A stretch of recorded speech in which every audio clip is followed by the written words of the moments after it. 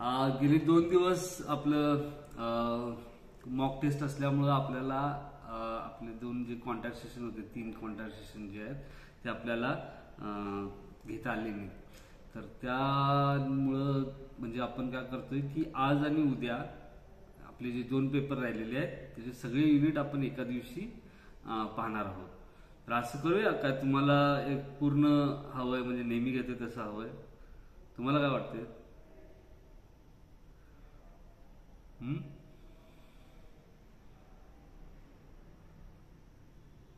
हां, बर, चालेल, तेच तसं करूया आपण. हो हो, बर. हां. नाही, एका विषयाचं म्हणजे आपण काय करत होतो आधी, एका दिवशी 2 युनिट घेत होतो एका विषयाचे, म्हणजे 2 दिवस. हां हां, कारण ते कसं परत. हो, नाही, पुढच्या आठवड्यात जाते, त्यामुळं मी म्हणत होतो की अभ्यासाला वेळ मिळावा म्हणून या अर्थानं आजच ते एक पेपर आजच संपवावा असं मला वाटत होतं. तसं करूया असं.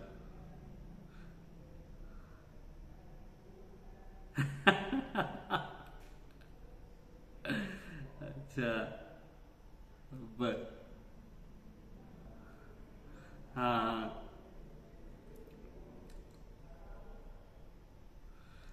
प- अच्छा, म्हणजे तुमचं म्हणणं असं आहे की आपण जे आत्तापर्यंत जसं करत आलो तसंच पुढे जाऊया.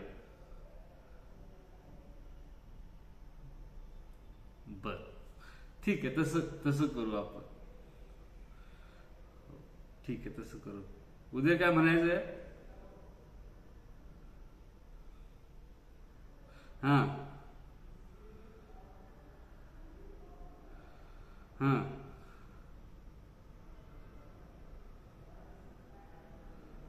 बर बर. हां. अच्छा, ठीक आहे. फक्त व्हॉट्सअपला आता थोडं लक्ष ठेवा, मला कनेक्ट करता येत नाही. कुणाला काय अडचणीत असेल तर त्यांना फक्त थोडं गाईड करा. हां, आपण चालू करू आपलं इथलं इथलं. ठीक आहे. हं? तर आज आपण जो पाहणार आहोत पेपर तो आहे हिस्ट्री ऑफ रशिया. हां.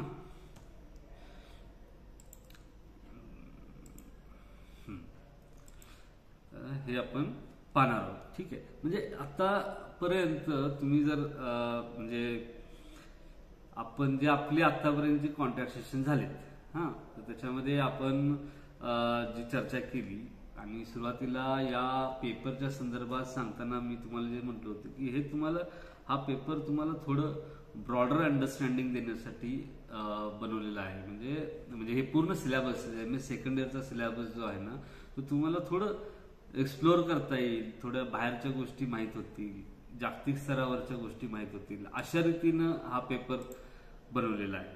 म्हणजे पूर्ण अभ्यासक्रमच बनवलेला आहे.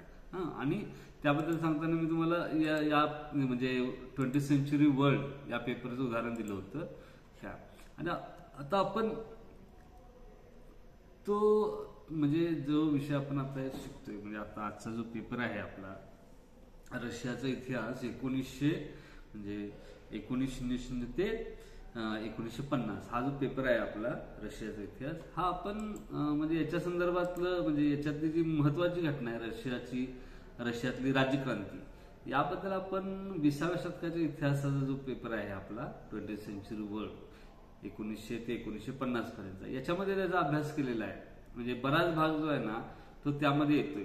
हां, तरी आपण हा एक सेपरेट पेपर का शिकतोय, याचा तुम्ही काय काय वाटते तुम्हाला, का आपल्याला हा पेपर त्यांनी वेगळा दिलेला असावा? बघा, आपल्याला कुठलाही अमेरिकेचा इतिहासचा पेपर नाही किंवा आता आपल्याकडे दुसरा कुठला पेपर नाही, पण हे रशियाचा इतिहास आपण का असं महत्वाचं वाटतंय तुम्हाला? का सिलेक्ट केला असेल म्हणजे या संदर्भात? म्हणजे रशियाचा जो इतिहास आहे, हा, 1900 ते 1950, हा, याबद्दलची माहिती आपल्याला त्या 20व्या शतकाचा इतिहास या पेपरमध्ये येतेच. तुम्ही बघितला असाल शेवटचा पूर्ण म्हणजे त्याच्यामध्ये पण रशियन राज्यक्रांती जो पहिल्या युनिट आहे त्यामध्ये पण त्याच्यावर चर्चा आहे. मग आता सेपरेटली असं का दिलंय? काय वाटतंय तुम्हाला, सांगा.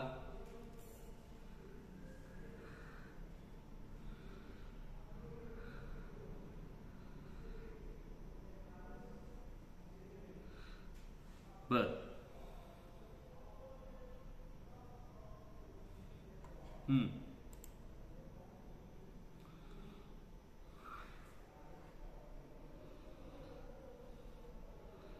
बर.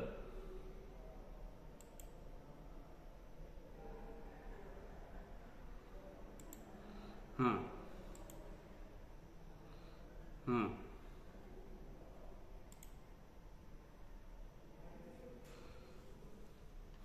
अच्छा.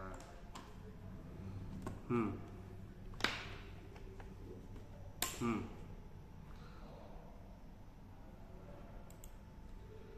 बर.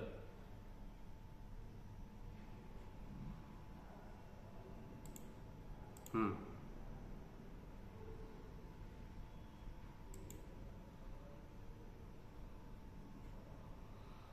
हं.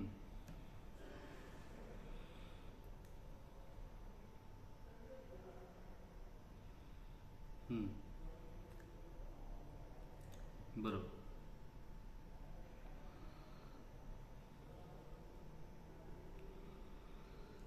बरोबर. अजून कुणाला काय वाटतं? अजून कुणाला काय म्हणायचं आहे? कुणाचं काय मत आहे? अरे एकच सेकंड, मला एक फोन येतो. फोन घेतो.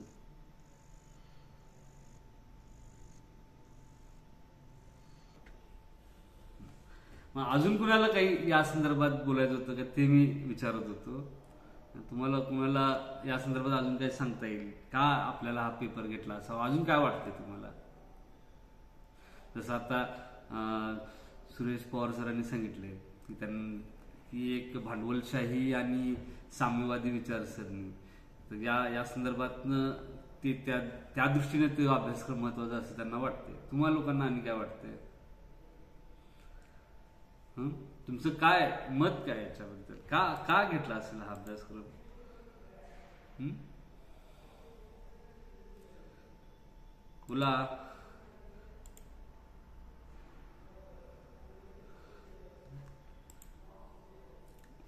ठीक.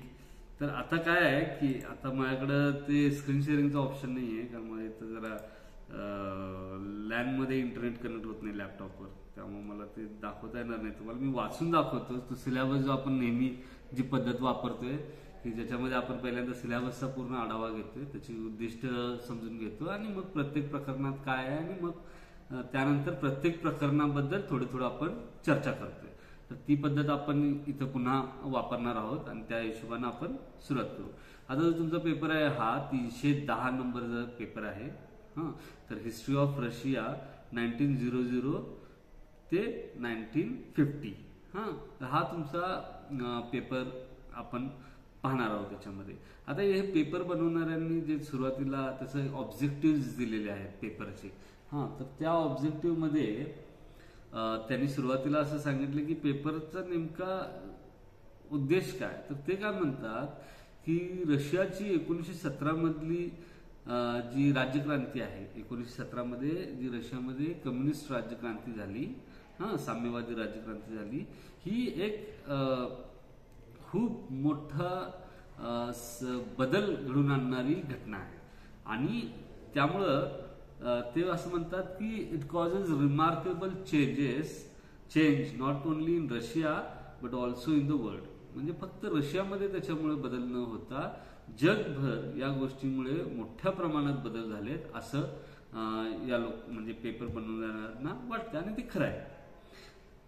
या कोर्समध्ये ते असं म्हणतात पुढं की या कोर्समध्ये हा कोर्स यासाठी आम्ही तयार केला आहे की विद्यार्थ्यांना या रशियन राज्यक्रांतीचं मूळ, त्याची कारणं, त्याच्यात ती कशामुळे ओरिजिन ते असं म्हणतात, त्याचं काय कारण होतं की काय अशी मुळं होती की ज्याच्यामुळे ही रशियन राज्यक्रांती झाली आणि त्याचबरोबर ती नेमकी कशी घडत गेली किंवा कशी घडली, आणि त्याचे परिणाम काय झाले हे त्या विद्यार्थ्यांना कळावं, हा एक पेपरचा उद्देश आहे. आणि पेपरचा अजून एक उद्देश असा आहे की विद्यार्थ्यांना ही माहिती व्हावी की साम्यवादाच्या सुरुवातीच्या काळात, म्हणजे सुरुवातीच्या काळामध्ये रशियन राज्यक्रांती झाल्यानंतर जो सुरुवातीच्या काळातला साम्यवाद आहे, कम्युनिझम ज्याला आपण इंग्लिशमध्ये म्हणतो, त्याच्याबद्दलची माहिती व्हायची, त्या काळाबद्दलची, त्या काळातल्या साम्यवादाबद्दलची, आणि त्याचबरोबर USSR म्हणजे युनायटेड सोव्हिएत काय म्हणतात त्याला, United states of Soviet Russia असं त्याचं फुल फॉर्म होतं. USSR म्हणजे ज्याला आपण रशिया आत्ताचा रशिया म्हणतो. तर तो रशिया, अझरबैजान, कझाकिस्तान, मंगोलिया, त्याच्यानंतर पोलंड, चेकोस्लोवाकिया, आताचा जो युक्रेन आहे तो, ही सगळे देश जे आहेत हे एका राज्यसंघाचं घटक म्हणजे हे होते, भाग होते. आणि तिथं सगळीकडे आपल्याला असं दिसतं की सोव्हिएत रशिया त्याला म्हणतो. ते सोव्हिएत युनियन म्हणू आपण त्याला. त्या सोव्हिएत युनियनचे हे सगळे देश भाग होते. तर ती एक मोठी शक्ती जी आहे 1950 नंतर उदयाला आली होती. आणि त्याचाही नेमका उदय कसा झाला या सोव्हिएत युनियनचा आणि त्याची वाढ कशी झाली याचा अभ्यास आपण करणार आहोत. कारण 1950 पर्यंत आपल्याला अभ्यास करायचा, त्यामुळे त्याची वाढ कशी झाली याबद्दल आपण चर्चा करणार आहोत. तुमचा जो दुसरा पेपर आहे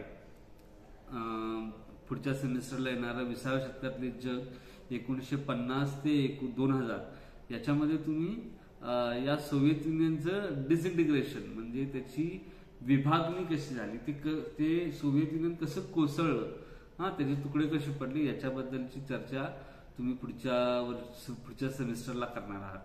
तर आता मात्र आपण असं बघतोय की याचा म्हणजे सुरुवातीच्या काळात साम्यवादाचं काय स्वरूप होतं, सोव्हिएत युनियनची कशी उदय झाला, कसा उदय झाला आणि सोव्हिएत युनियनची कशी वाढ झाली, या संदर्भात 1950 पर्यंत नेमकं काय काय झालं याचा आपल्याला या पूर्ण पेपरमध्ये आढावा घ्यायचा आहे. तर यामध्ये आपल्याला बघायचं की या पेपरमध्ये इम्पिरियल रशिया हा जो पहिला युनिट आहे, याच्यातला पहिला घटक आहे. आवाज क्लिअर येत नाहीये, एक मिनिट मी जरा हे चेंज करतो मग.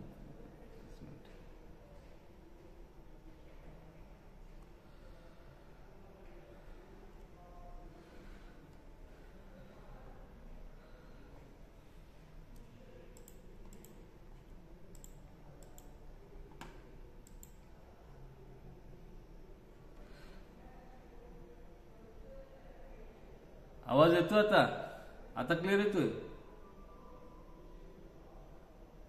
अच्छा, ठीक आहे. तर मुळात काय होतं की जो आपलं अच्छा मध्ये हे होत होतं काय,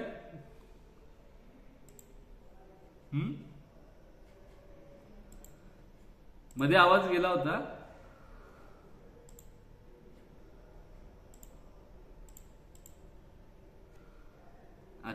अच्छा सलग येतोय. ओके, वायफायचा प्रॉब्लेम म्हणजे ठीक आहे. तर आपण काय करत होतो की पहिला युनिट बद्दल आपण चर्चा करत होतो की पहिलं युनिट आहे त्याचं नाव आहे की इम्पिरियल रशिया. इम्पिरियल रशिया म्हणजे साम्राज्य अंतर्गतचा रशिया, किंवा रशियामध्ये ज्यावेळी एक सम्राटाचं शासन होतं अशा काळातला राजव्यवस्था म्हणजे राजाचं राज्य असलेली व्यवस्था असल्याच्या काळातलं रशियाबद्दल आपल्याला त्यात चर्चा करायची. तर यामध्ये काय आहे की इडिक्ट ऑफ इमॅन्सिफिकेशन म्हणजे मानव मुक्तीचा जाहीरनामा, म्हणजे मुक्तीचा जाहीरनामा. इमॅन्सिफिकेशन म्हणजे मुक्तीचा जाहीरनामा. तुमच्या पुस्तकात त्याला नेमकं काय शब्द वापरलाय तो बघायला पाहिजे. म्हणजे पुस्तकामध्ये इम्पिरियल रशियासाठी शाही रशिया असा शब्द आहे, आणि याला इडिक्ट ऑफ इमॅन्सिफिकेशनला मुक्तीचा आदेश असं म्हटलंय. आणि त्याच्यानंतर म्हणजे यामध्ये भूदास वगैरे जे होते त्यांच्या मुक्तीसाठी कसं कायदा पास झाला त्याच्याबद्दलची चर्चा आहे. भूदास म्हणजे काय आणि या सगळ्याची आपण चर्चा करू याच्यात. तर त्याचबरोबर दुसरं आहे ते झार निकोलस याचा कालखंड, म्हणजे जो रशियाचा शेवटचा सम्राट होता निकोलस दुसरा, झार निकोलस दुसरा, याच्या कालखंडाची आपल्याला याच्या कारकिर्दीमध्ये काय घडलं याची आपल्याला चर्चा करायची. आणि त्यानंतर तिसरा त्यातला युनिट आहे म्हणजे सब युनिट आहे तो आहे रशिया आणि जपानचे युद्ध 1904 आणि 1905च्या काळात जे युद्ध झालं होतं त्याचं नेमके महत्व काय, तर ह्याची चर्चा आपल्याला या शेवटच्या पॉइंटमध्ये, या युनिटमधल्या शेवटच्या पॉइंटमध्ये करायचे आहे. ठीक आहे. आता याचबरोबर आपल्याला म्हणजे या पेपरमधला जो दुसरा युनिट आहे तो आहे द रशियन रेव्होल्युशन, म्हणजे रशियन राज्यक्रांती. आणि ही रशियन राज्यक्रांती म्हणजे फक्त एकच नसून याच्यामध्ये 2 वेगवेगळ्या क्रांती घडल्या होत्या. म्हणजे बदल असं म्हणजे एकदम जनतेने मोठ्या प्रमाणात उठाव केला आणि दुर्गामी परिणाम होईल अशा घटना घडल्या, म्हणून त्याला क्रांती असं म्हणतात. तर ती पहिली जी क्रांती आहे ती 1905 मध्ये घडली होती. आणि त्यामध्ये आपल्याला असं दिसतंय की त्यामध्ये साधारणपणे मध्यम वर्गातले लोक, छोटे छोटे व्यापारी, थोडे बहुत कामगार असलेले वर्ग, या सगळ्या लोकांचा मोठ्या प्रमाणात सहभाग होता. थोडे उदारवादी लोकांचा सहभाग होता. आणि ज्यावेळी आपण दुसरी राज्यक्रांती पाहतो म्हणजे 1917 मधली राज्यक्रांती, आता 1917ची राज्यक्रांती पण एक सिंगल राज्यक्रांती नाहीये. त्याच्या आधी एक फेब्रुवारीमध्ये एक क्रांती झाली होती आणि त्याच्यानंतर ही ऑक्टोबर मधली क्रांती, अशी 2 त्याचे भाग आहेत. ते आपण त्याची चर्चा करू. तर ते म्हणजे त्याच्यामध्ये असं आहे की पहिल्या क्रांतीनंतर सत्ता बदल झाला, निकोलसनं शासन सोडलं आणि थोडं बहुत उदारमतवादी आणि म्हणजे मध्यम मार्गी असे जे पक्ष होते यांची आघाडी होऊन केरेन्स्कीच्या नेतृत्वाखाली सरकार स्थापन झालं होतं. आणि मात्र ऑक्टोबर क्रांतीमध्ये आपल्याला असं दिसतं की नेपोलियनच्या नेतृत्वाखालच्या बोल्शेविक पक्षानं त्याचा ताबा मिळवला सत्तेवर आणि ती एक वेगळ्या पद्धतीनं रशियाची मग वाटचाल त्यानंतर सुरू झाली. असं एक त्याचा इतिहास आहे, तो आपण पाहणार आहोत. आणि या सगळ्या घटनांमध्ये 1905ची रिव्होल्युशन आणि 1917ची रिव्होल्युशन यामधली जी 1917ची जी ऑक्टोबर क्रांती आहे त्याच्यामध्ये लेनिन हा जो आहे तो एकदम असा केंद्रस्थानी आला संपूर्ण क्रांतीच्या. आणि लेनिन जो आहे तो नेमकी त्याची या सगळ्यामध्ये काय भूमिका होती आणि त्याबद्दलची आपल्याला चर्चा करायची. आता लेनिनवर एवढं सेपरेट चर्चा करण्याचं कारण असं आहे की रशियन राज्यक्रांती ज्या साम्यवादी विचारांच्या आधारावर, म्हणजे साम्यवादी विचारसरणी म्हणण्याऐवजी पहिला त्याला आपण असं म्हणतो की ज्या मार्क्सवादी विचारसरणीवर आधारित होती. मार्क्स अँड एंजल्स यांच्या विचारातून सत्ता ताब्यात घेऊन कामगारांचं सत्ता स्थापन करणं, हे जो सगळा एक हुकुमशाही येईल अशी जी त्यांनी मांडणी केली होती ती पहिल्यांदा प्रत्यक्षात कुठं आली तर ती रशियामध्ये आली. आणि ते प्रत्यक्षात रशियामध्ये आणण्यामागे लेनिनचा मोठा हात होता. क्रांतीच्या दिशेने समाजातले जे आंतरविरोध आहेत ते गतिमान करण्याच्या मागे लेनिनचं महत्वाची भूमिका होती. आणि त्यामुळं लेनिनच्या बद्दलचा आपण त्याची जे या सगळ्या क्रांतीमधला जो रोल आहे तो समजून घेण्याचा प्रयत्न या युनिटमध्ये केला आहे. त्याच्यानंतर जो तिसरा युनिट आहे या पेपरमधला तो बोल्शेविक कन्सॉलिडेशन ऑफ पॉवर, म्हणजे बोल्शेविक जे आहेत, लेनिन ज्या गटाचं नेतृत्व करत होता बोल्शेविक पक्षातलं, तर त्या बोल्शेविकांनी सत्ता ताब्यात आल्यानंतर आपली सत्ता कशी दृढ केली तर त्याची चर्चा आपल्याला या म्हणजे या घटकाच्या माध्यमातून करायची आहे. म्हणजे 1917 ते 1922 पर्यंत काय झालं त्याच्याबद्दल. मग त्यामध्ये आपण बोल्शेविक पक्षाची आयडिओलॉजीचा विचार करू, त्यामध्ये आपल्याला मार्क्सवादी आयडिओलॉजीचा पण चर्चा करता येईल. त्याचनंतर सोव्हिएत सरकारनं जे सोव्हिएत गव्हर्नमेंट स्थापन झालं 1917च्या क्रांतीनंतर, त्यांनी नेमके 1918 ते 1921 या काळामध्ये नेमकी कोणत्या पद्धतीचं सरकार राबवण्याचा प्रयत्न केला आणि त्यासाठी नेमकी धोरणं कुठली आखली, म्हणजे त्यांचे उद्दिष्ट कोणते होते आणि त्या अनुषंगाने त्यांनी कोणत्या पद्धतीची धोरणं आखली हे आपल्याला यातून पाहायचं आहे. त्याच्यानंतर त्यातला तिसरा उपघटक आहे तो वॉर कम्युनिझम आणि न्यू इकॉनॉमिक पॉलिसी आहे. वॉर कम्युनिझम म्हणजे त्याला आता आपल्या याच्यामध्ये म्हणजे हा युनिट मीच लिहिलेला आहे, तुमच्या पुस्तकात जो युनिट आहे त्यामध्ये आपण त्याला असं म्हणतो युद्धकालीन साम्यवाद, असं त्याला मी शब्द वापरला होता. काही म्हणजे जे एडिटर आहेत त्यांनी त्याच्यासाठी अत्याग्रही साम्यवाद असा पण शब्द वापरला. तुम्ही दोन्ही शब्द त्यासाठी गृहीत धरा. तर अत्याग्रही साम्यवाद आणि युद्धकालीन साम्यवाद असं दोन्ही शब्द त्याला तुम्ही वापरू शकता.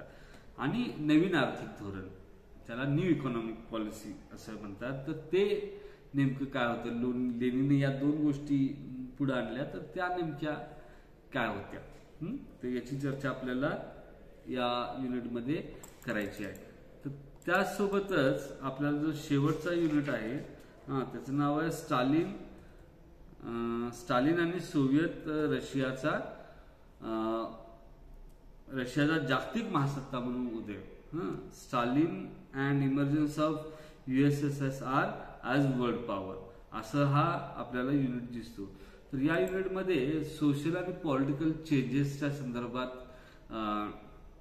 चर्चा केली गेली. म्हणजे या काळामध्ये स्टालिन सत्तेत आला आणि रशियन राज्यक्रांती झाली.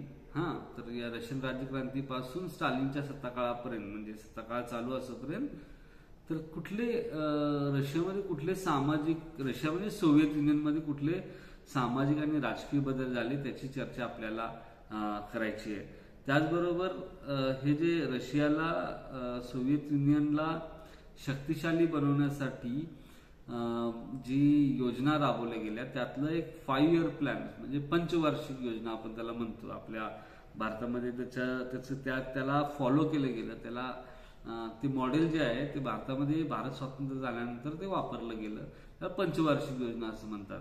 तर ती पंचवार्षिक योजना जी आहे ते नेमकी काय होती, त्याच्यात नेमकं काय झालं त्याची चर्चा यात करायची आहे. त्याचबरोबर शेवटचा त्यातला पॉईंट आहे चौथ्या युनिटमधला, तो आहे second world war and after, म्हणजे दुसरं महायुद्ध झालं आणि त्याच्यानंतर काय झालं. तर ते थोडं म्हणजे 1950 पर्यंत काय झालं याचा अभ्यास आपल्याला या पेपरमध्ये करायचं आहे. तर असं हे सगळे 4 युनिट आहेत आणि त्यातून तुम्हाला 1950 पर्यंत, म्हणजे मुळात पेपरची सुरुवात जरी 1900 पासून दिलेली असली तरी आपल्याला जी संपूर्ण चर्चा करायची आहे ती जवळपास आपल्याला 150 वर्षाचा इतिहास त्याच्यातनं बहुधा पाहायला लागतोय. कारण इतिहास जो आहे तो असा म्हणजे तुकड्या तुकड्या, रशियाचा इतिहास आपण आता समजून घेणार आहे. म्हणजे फक्त रशियाबद्दल जे घडतंय, रशियामध्ये काय घडतंय तेवढ्यावर हा सगळा इतिहास आपल्याला शिकता येत नाही. तुम्हाला त्यासाठी जगात काय घडत होतं त्या काळामध्ये ते समजून घेणं आवश्यक आहे. 1900 ते 1950 या काळाबद्दल अभ्यास करत असताना आपल्याला 19व्या शतकामध्ये युरोपात काय झालं त्याची पण चर्चा आपल्याला करायला लागते. आणि त्यामुळं आपल्याला हा पेपर अत्यंत म्हणजे खूप, तुम्ही जर असं मागच्या पेपरच्या बद्दल पाहिलं असेल की आपण खूप विस्तृत पद्धतीनं आढावा घेतला होता. फक्त 19व्या शतकाबद्दल 20व्या शतकाबद्दल चर्चा न करता आपण 19व्या शतकामध्ये घडलेल्या घटनांचा या 20व्या शतकातल्या घडलेल्या घटनांशी कसा संबंध होता ते आपण समजून घ्यायचा प्रयत्न त्या माध्यमातून केला होता. तर या बाबतीत पण आपण असंच करणार आहोत. आता मी तुम्हाला म्हणजे आता 1-2 जे आपले लेक्चर झाले होते 20व्या शतकाच्या संदर्भातले, तर त्या लेक्चर्समध्ये 20व्या शतकाच्या संदर्भातला कुठल्या ठळक बाबी तुम्हा लोकांना महत्वाच्या वाटतात ते थोडं सांगा, म्हणजे आपल्याला पुढे जाता येईल. त्याचा रशियाशी काय संबंध आहे त्याची आपण चर्चा करू. बोला.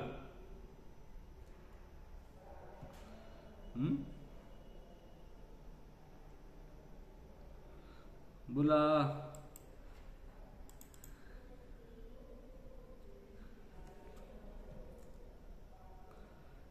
मेसेज करू नका, बोला. 19व्या शतकाबद्दल आपण म्हणतोय मी. 19व्या शतकामध्ये 20व्या शतकात काय झालं त्याच्याबद्दल नाही करत आपण चर्चा. 20व्या शतकाच्या जो आपण पेपरचा अभ्यास केला त्या अभ्यास करत असताना त्याच्या संदर्भात 19व्या शतकाची पण चर्चा केली सुरुवातीच्या काळामध्ये, म्हणजे बॅकग्राऊंड म्हणून बघताना. तर त्या 19व्या शतकाबद्दल जी चर्चा आपण केली होती त्यातल्या तुम्हाला कुठल्या गोष्टी महत्वाच्या वाटतात की ज्यांचा या रशियाच्या पेपरशी संबंध आहे, सांगा बरं. बोला.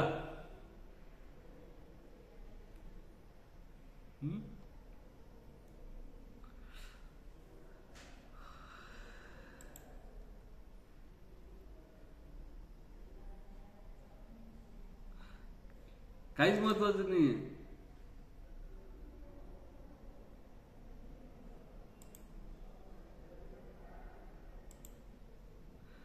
बोला बोला.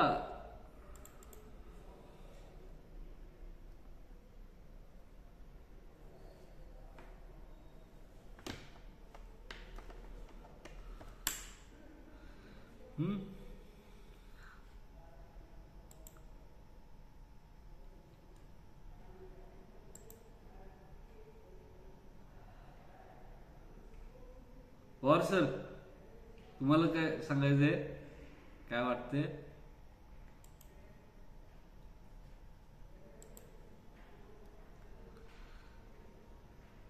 हं. बर.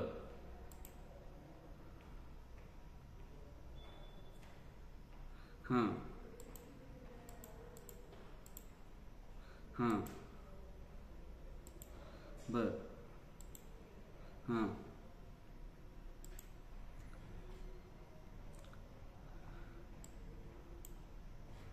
हां. बर.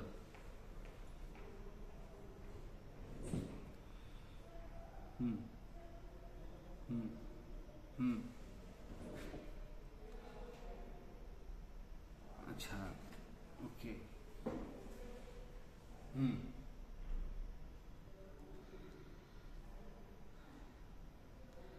बरोबर.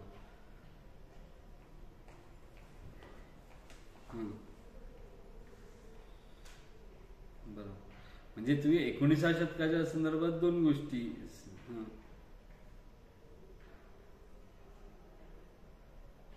बरोबर. बरोबर. 19व्या शतकाच्या संदर्भात दोन महत्वाच्या गोष्टी उल्लेख. हं. हं. बरोबर. त्यातले तुम्ही दोन आयडेंटिफाय केले, एक औद्योगिक क्रांतीच्या संदर्भात बोलला तुम्ही आणि दुसरं मार्क्सवादी विचारसरणीच्या संदर्भात बोलला. आणखी काही वाटतं काय, अजून कुणाला काही वाटतं? चर्चा तर व्हायला पाहिजे. विदाऊट चर्चा कसं हे करायचं, नुसतं मग ते श्रवण भक्ती होऊन जाईल. हं? बोला, अजून काय वाटतं? चुकलं चुकलं तर चुकू दे, इथं काय याला मार्क नाही आहेत आपल्याला, आणि याचं काय रेकॉर्डिंग पण होणार नाहीये. मी रेकॉर्डिंग चालू केली, यावेळी आपल्याला रेकॉर्डिंगची फॅसिलिटीज नाहीये. बोला, चुकलं तरी काय हरकत नाही.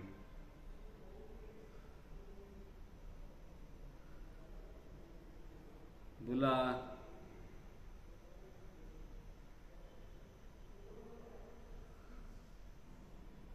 उदय. हां. बर. हां.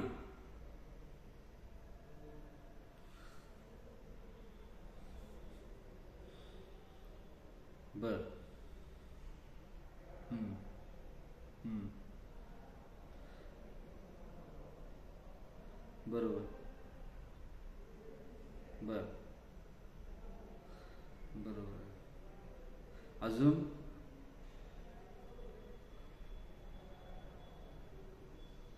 बोला, अजून बोला, कोणतरी काहीतरी बोला. उदय.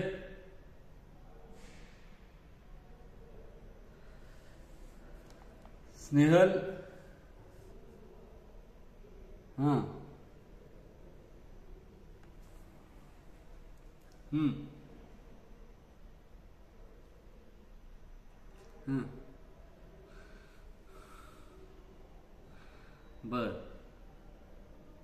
नाही, खरं आपण काय चर्चा करतोय आता, आपण चर्चा करतोय की युरोपमध्ये किंवा जगामध्ये 19व्या शतकात अशा कुठल्याही अशा गोष्टी घडल्या ज्याचा परिणाम रशियावर होणार होता. जसं आता पवार सरांनी सांगताना सांगितलं की युरोपमध्ये औद्योगिक क्रांती झाली, युरोपमध्ये मार्क्सवादी विचाराचा उदय आला, याचा परिणाम आपल्याला रशियावर झाल्याचा आपण कनेक्ट करू. अजून काय काय झालं युरोपात आपण चर्चा केली त्याबद्दल. युरोपमध्ये 19व्या शतकात काय काय घडलं, कुठले कुठले मेन मुख्य प्रक्रिया सुरू होते युरोपमध्ये, त्याची आपण चर्चा केली. तर त्यातल्या तुम्हाला काय असं वाटतं की त्याचं रशियाशी संबंध असेल, किंवा युरोपमध्ये ज्या प्रक्रिया घडल्या ऍटलिस्ट त्या प्रक्रियांचा उल्लेख तरी करा, म्हणजे आपल्याला पुढं जोडून घेता येईल.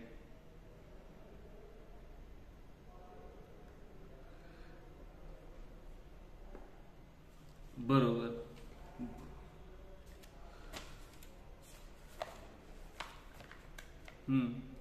बरोबर. बरोबर. म्हणजे आता तुम्ही तीन तीन गोष्टी सांगितल्या.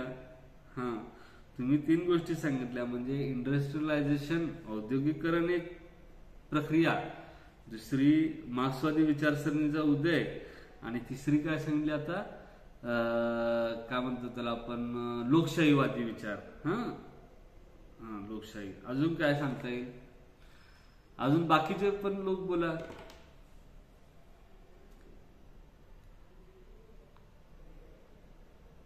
देवयानी बोला.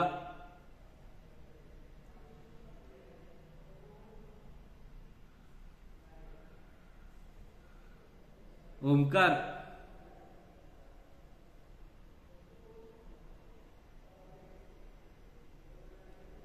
तुम्ही कोणच बोलणार नाहीये.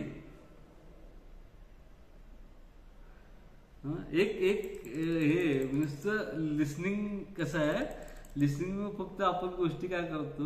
हा बोला.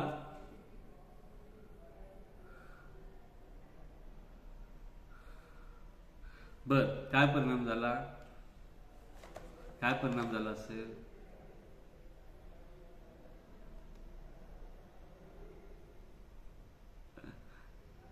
बोला बोला. नाही असू दे, चुकू दे, जे काय असेल ते असेल. तुम्ही बोला, तुम्हाला जे म्हणायचं ते बोला.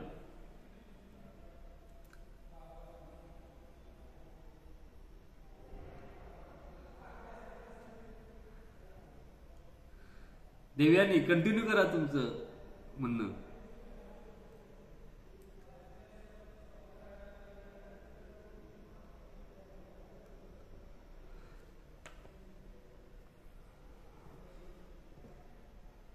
लोक कमी झाले का आपण प्रश्न विचारायला लागलो म्हणून? हा दोन दोन तर गेलेत, परत जॉईन होतात का बघू. हा, तर बेसिकली काय, जसे तीन गोष्टी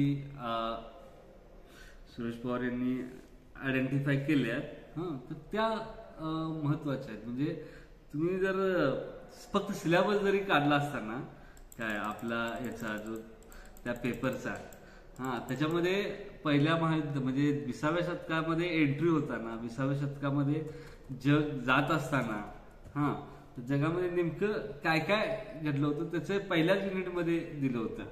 आणि आपण त्याच्याबद्दल चर्चा केली होती. काय काय सांगितलं होतं मी, की राष्ट्रवादाच्या उदयाबद्दल मी बोललो होतो. त्याच्यानंतर राष्ट्रवादाच्या उदयासोबत असलेल्या लोकशाही साठीची जी मागणी आहे त्याच्याबद्दल आपण उल्लेख केला होता. त्याचबरोबर औद्योगिक क्रांती झाली होती. औद्योगिक क्रांतीमुळे कामगारांचे शोषण कसं वाढलं होतं त्याची आपण चर्चा केली होती. जर तुम्हाला आठवत असेल तर मला आठवते की मी हे याबद्दल बोललोय की 12-12 तास किंवा 16-16 तास, 12 पण नाही 16 तास कामगारांची पिळवणूक केली जायची. आणि त्यामुळं कामगारांचा मोठ्या प्रमाणात शोषण होत होतं आणि त्या विरोधात कामगारांच्या मध्ये असंतोष निर्माण होत होता. तर याची आपण चर्चा केली. तर हे औद्योगिकरण जे झालं, औद्योगिकरणाचं, आणि ही सगळी चर्चा करत असताना तुम्हाला आठवत आहे, थोडं रिकॉल करायचा प्रयत्न करा मी काय काय सांगितलं होतं तुम्हाला मी असं म्हटलं होतं की याच्यामध्ये हे जे आपण ज्यावेळी इतिहास पण शिकतो, राष्ट्रवादाचा उदय जो आहे, हा राष्ट्रवाद, पहिली गोष्ट राष्ट्रवाद आणि त्यातला त्यात उदारमतवादी राष्ट्रवाद, हा लिबरल नॅशनलिझम, किंवा त्याला आपण असं करू म्हणू की त्यात पण कसं की लिबरल टाईप ऑफ डेमोक्रेसी, हा लिबरल डेमोक्रेसी, ठीक आहे. तर या गोष्टींचा उदय जो आपल्याला दिसतो, याचा वाढ आणि उदयाची दिशा जी आहे ती पहिल्यांदा या गोष्टी पश्चिम युरोपात होतात. आपल्याकडे आलेले सगळे देश बघा तुम्ही, युरोपातून आलेले सगळे देश कुठल्या भागातले आहेत, कुठल्या युरोपमधल्या कुठल्या भागातले आहेत, ते सगळे देश जे आहेत ते पश्चिम युरोपमधले आहेत. आत्ता पण तुम्ही ज्यावेळी तुम्ही बोलता त्यावेळी तुम्ही प्रगत देशांची नावं घेताना युरोपमधल्या कुठल्या देशांची नावं घेता?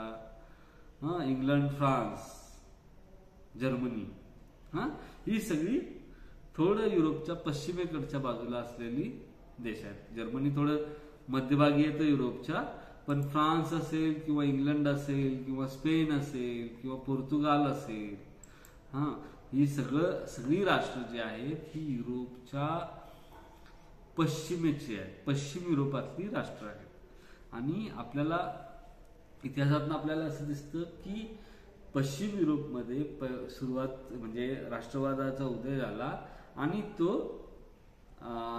नंतर मग पूर्व युरोपकडे सरकला. आणि त्याचाच परिणाम आपल्याला 19व्या शतकात असं दिसतं की मध्य युरोपात असलेले, म्हणजे बघा पश्चिमेकडून पूर्वेला सरकलं की कुठलं येणार, पहिल्यांदा मध्य युरोप येणार. आणि मध्य युरोपातल्या जर्मनी आणि इटलीमध्ये आपल्याला असं दिसतं की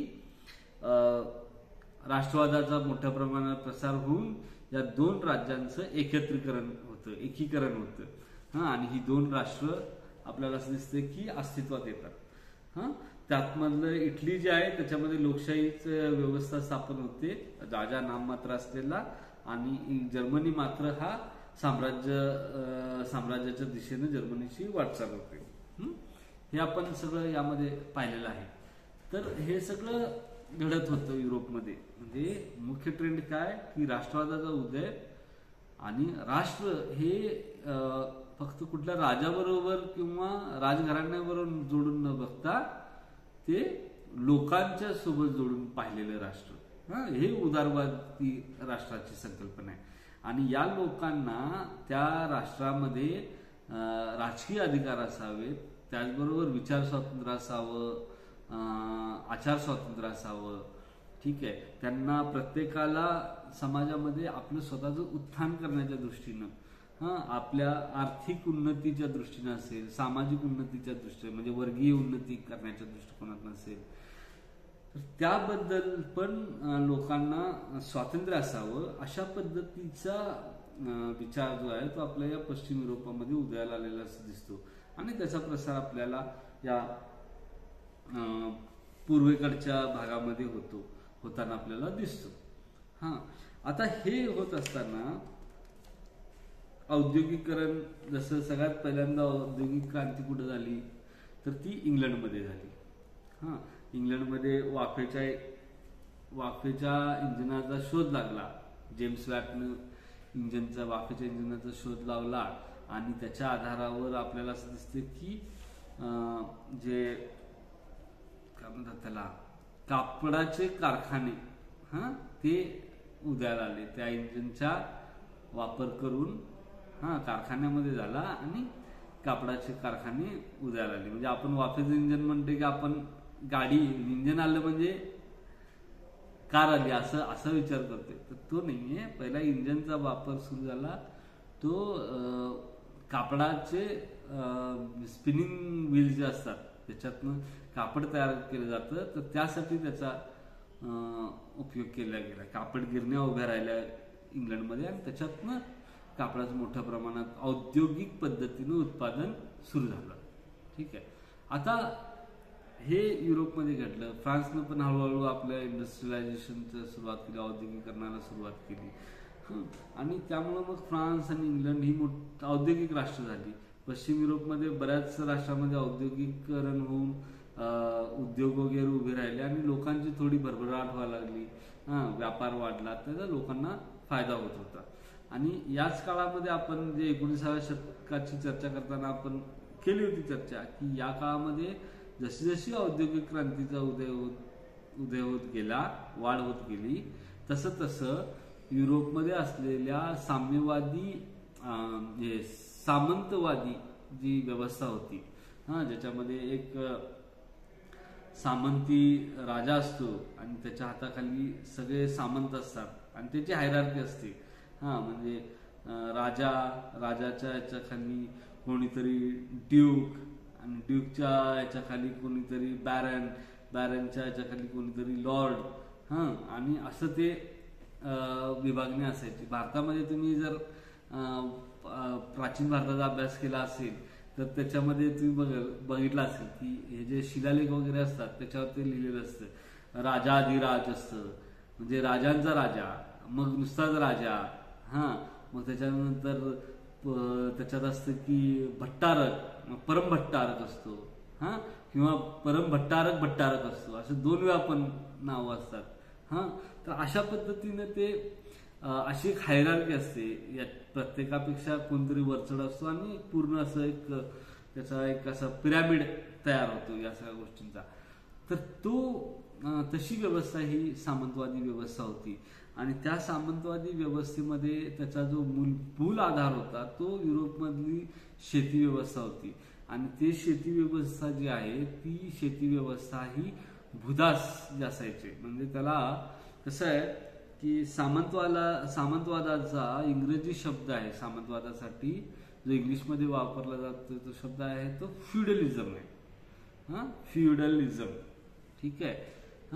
आणि सामंतवादासाठी जो इंग्लिश वापरतो फ्युडलिझम, तो शब्द मुळात तयार झालाय फ्यूड या गोष्टीपासून. फ्यूड म्हणजे त्याच्यामध्ये ही जमिनीच्या संदर्भात धारणा असते की जी जमीन ज्याच्याशी एखादं कुटुंब जोडलेलं असतं, कुळ जोडलेलं असतं. आणि हे जे कुळ असतं काय, हे कुळ जे आहे ते त्या जमिनीवर त्यांना ती जमीन कसावीच लागते, त्या जमिनीपासून त्यांना मुक्त होता येत नाही. त्यांना त्या जमिनीपासून, समजा आता ही जमिनीवर आपण शेती करतात ते, आणि त्यांना वाटलं की ही शेती फायद्याची नाही तर आपण इकडून निघून जाऊ, दुसऱ्या शहरात जाऊन राहू, तर ते त्यांना करता येत नव्हतं. आणि या शेतीचे जे उत्पन्न त्यांना मिळायचं त्यातला एक काही हिस्सा ते स्वतःजवळ ठेवू शकत होते आणि बाकीचा हिस्सा जो आहे तो त्यांना त्यांच्यापेक्षा वर असलेल्या जमीनदाराला, सामंताला द्यावा लागायचा. तो सामंत काय करायचा की आपल्याकडे त्याच्यातला थोडा हिस्सा ठेवून त्याच्यापेक्षा वर असलेल्या, म्हणजे त्याला काय म्हणू आपण, सुपर सामंत म्हणू, सुपर सामंत, त्याला तो द्यायचा. ठीक आहे.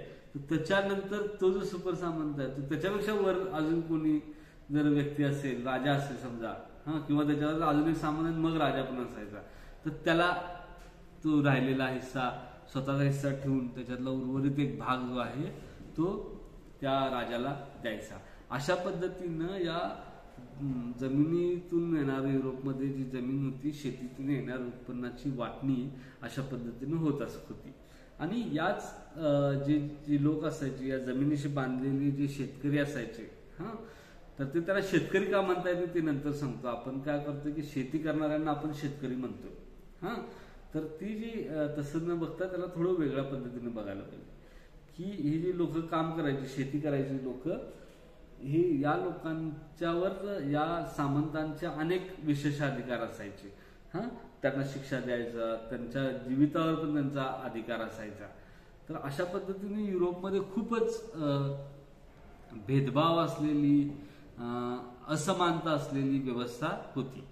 आणि तुम्ही बघाल की काय झालं होतं, इंग्लंडमध्ये पण सुरुवातीला ही व्यवस्था होती. मात्र इंग्लंडमध्ये आपल्याला असं दिसतंय की 11व्या शतकापासून ते 19व्या शतक येऊपर्यंत इंग्लंडमध्ये इतक्या वेगवेगळ्या पद्धतीनं राजा आणि पार्लमेंट यांचा जो संघर्ष झाला होता, तर त्यातून या सामंतवादी व्यवस्थेमध्ये मोठ्या प्रमाणात बदल झालेले होते.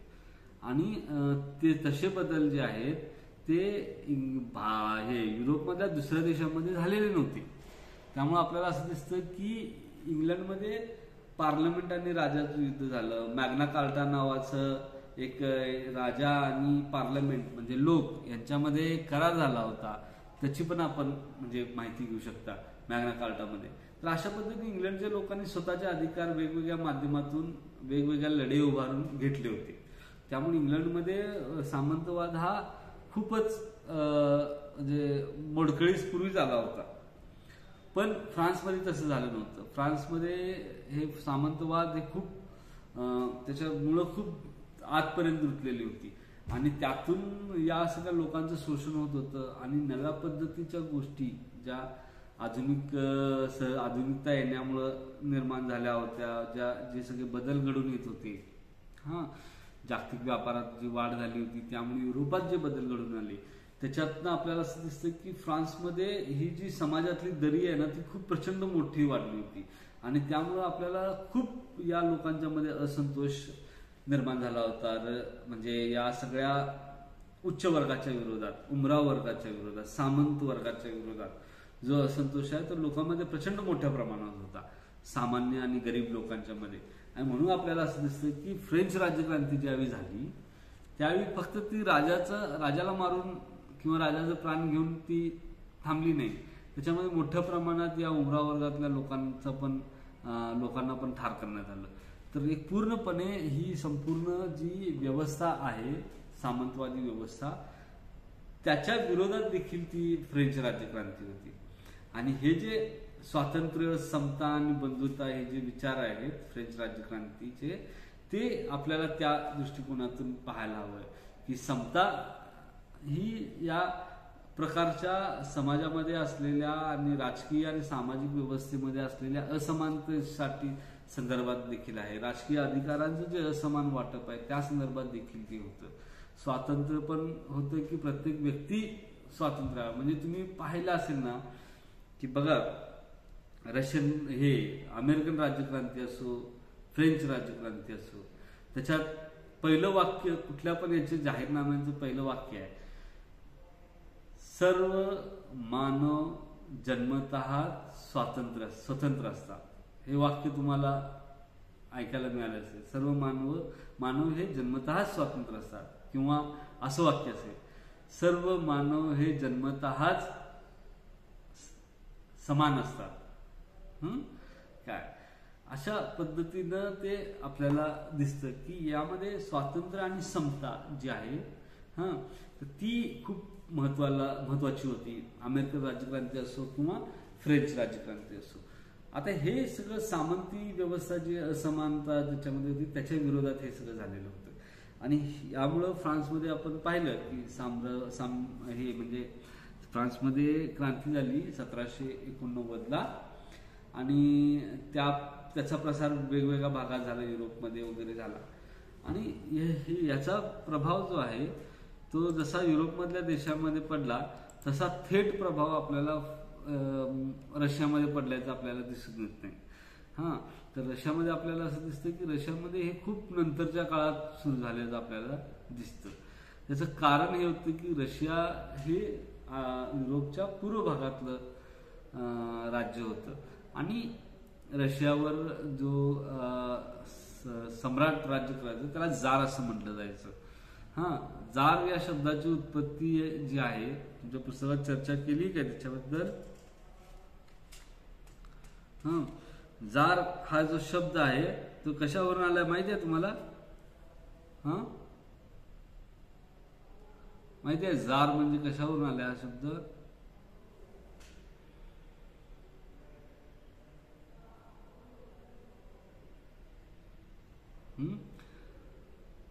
जार हा शब्द जो आहे तो सीझर मधल्या सीझर वरून तो जार शब्द आलाय. सीझर शब्दावरून जे काही शब्द पुढे आले त्याच्यामध्ये सीझर असेल, जार असेल आणि कैसर जे असं ना, सीझरचं कैसर विल्यम नाव आपण ऐकलं असेल. पहिल्या महायुद्धाच्या दरम्यान जर्मनीचा राजा होता तर कैसर विल्यम, ते नाव देखील किंवा भारतामध्ये पण एक पदवी दिली जायची कैसरे हिंद नावाची. हा, तर हे शब्द जो आहे तो सीझरवरून आलेला शब्द आहे. तर जार जे आहे हे सीझरवरनं आलेला आहे. सीझरचा अर्थ सम्राट. हा, ज्युलियस सीझरच्या नावावरनं हा शब्द रूढ झाला सम्राट म्हणून. काय तर जार हा सीझर या शब्दावरून आला. तर जार हे सम्राटपद रशियामध्ये होतं. आणि रशिया हा जो साम्राज्याचा भाग होता रशियामध्ये, तर तिथं काय होतं की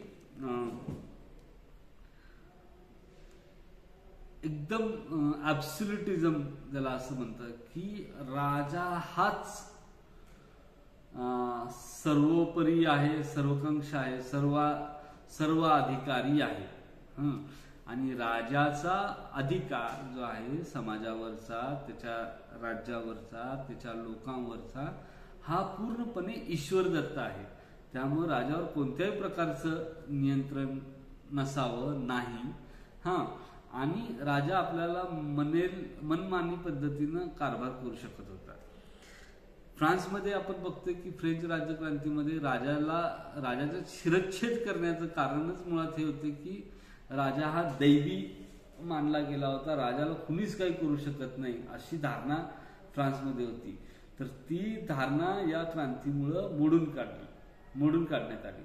अशाच पद्धतीनं जेम्स नावाचा जो इंग्लंडचा राजा होता, स्टुअर्ट राजा जेम्स, तर त्याला म्हणजे क्रॉमवेल नावाचा एक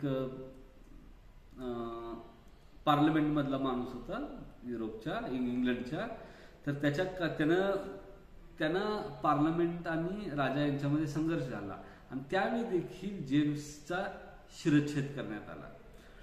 तर हे जे दोन घटना जे होते युरोपात घडलेल्या, यांनी राजाच्या दैवी असण्याच्या सिद्धांताला हादरा दिला होता. तो सिद्धांत मोडून पडायला सुरुवात झाली होती. म्हणजे राजाविरुद्ध आपण बंड कसं करायचं? राजा तर देव आहे, ईश्वराचा अंश आहे. काय तर या म्हणजे आपण म्हणतो की नाही, राजानं मारलं आणि पावसानं झोडपलं तर तक्रार कुणाकडे करायची. हे जी म्हण आहे ना, याच्या मागेच मुळात तो विचार आहे की राजा हा दैवी असतो. तर त्या पद्धतीचं राजपद जे आहे ते जारचं होतं. आणि जारच्या रशियामध्ये आपल्याला असं दिसतं की रशिया हा प्रचंड विस्तारित प्रदेश होता. आणि या सगळ्या रशियाचा म्हणजे रशिया तुम्ही विचार केला की आता जो पोलंड आहे, पोलंडचा देश आहे, जर्मनी आणि त्याच्या शेजारी पोलंड, त्या पोलंडच्या सीमेपासून ते इकडं जपानपर्यंत इतका आपल्याला रशियाचा विस्तार दिसतो. आणि हे साम्राज्य, हे जे रशियाचं साम्राज्य आहे हे पूर्वीपासून जारच्या काळापासून होतं. तर पीटर द ग्रेट नावाचा रशियन सम्राट होता, त्याने इतकं साम्राज्य विस्तार केला होता. त्याच्या नावावरनं आपल्याला पीटर्सबर्ग नावाचं जे शहर आहे रशियातलं ते त्याच्या नावावरनं स्थापन झालंय. तर जे आपण बघतोय की असं रशियाचा राजा होता. आणि ही इतकं मोठा जो भूभाग आहे, फार पोलंड पासून म्हणजे युरोप पासून ते आशियाच्या शेवटपर्यंत, जपानपर्यंत इतक्या मोठ्या प्रदेशावर हे रशियाचं साम्राज्य पसरलेलं होतं, जारचं साम्राज्य पसरलं. आणि या संपूर्ण जमिनीचा एकच मालक होता. या संपूर्ण जमिनीचा मालक एक, तो म्हणजे जार. रशियाची सगळी जमीन ही जारच्या मालकीची होती. आणि या जारच्या मालकीच्या जमिनीवर ही सगळी कुळं जी आहेत, जी जमिनीशी बांधलेली असते, त्यांना फ्युडलिझम मध्ये त्यांना सर्फ असं म्हणतात, SERF, सर्फ असं म्हणतात. हे सर्फ जे आहेत ते या जमिनीशी बांधलेले होते, म्हणून त्याला आपण मराठीत असा शब्द वापरतो, भुदास असं त्याला म्हणतात. ते जमिनीवर ते काम करू शकतात, त्याच्यातलं काही उत्पन्नाचा थोडा भाग ते ठेवू शकतात, पण ती जमीन सोडून दुसरीकडे कामाला जाऊ शकत नाहीत, वेतनावर काम करू शकत नाहीत. त्यांनी केलेल्या कामाबद्दल त्यांना वेतन न मिळता त्यांनी केलेल्या कष्टातून जे काही उत्पन्न आलंय त्याच्यातला एक भाग मिळायचा आहे. आणि जमिनीची मालकी ही अंतिमतः जारची असायची आणि त्याच्यामध्ये या लोकांच्याकडनं पैसा वसूल करण्यासाठी म्हणजे उत्पन्न जो काही हिस्सा आहे महसुलाचा तो वसूल करण्यासाठी आणि त्यानंतर म्हणजे महसूल वसुलीसाठी सैन्याच्या देखरेखीसाठी ऍडमिनिस्ट्रेशन पाहण्यासाठी सगळं जे प्रशासन पाहण्यासाठी काही लोकांना जारनं अपॉइंट केलेले होते जे उमरा वर्ग ओळखला जातो आणि त्याच्यामध्ये त्यांच्यावर देखील जारचं वर्चस्व असायचं. जार म्हणेल ते गोष्ट शेवटची असायची. तर अशी रशियामध्ये परिस्थिती होती. युरोपमध्ये औद्योगिक क्रांतीचा विकास झाला. रशियामध्ये कोणत्याही पद्धतीनं औद्योगिक क्रांतीच्या संदर्भात गोष्टी घडल्या नाहीत. युरोपच्या तुलनेत युरोपमधल्या पश्चिम युरोपच्या तुलनेत रशिया हा औद्योगिक क्रांतीच्या बद्दल हा रशिया अत्यंत मागास होता त्यांच्या तुलनेत आणि रशिया हे मूलतः कृषी आधारित व्यवस्था ही रशियाची होती.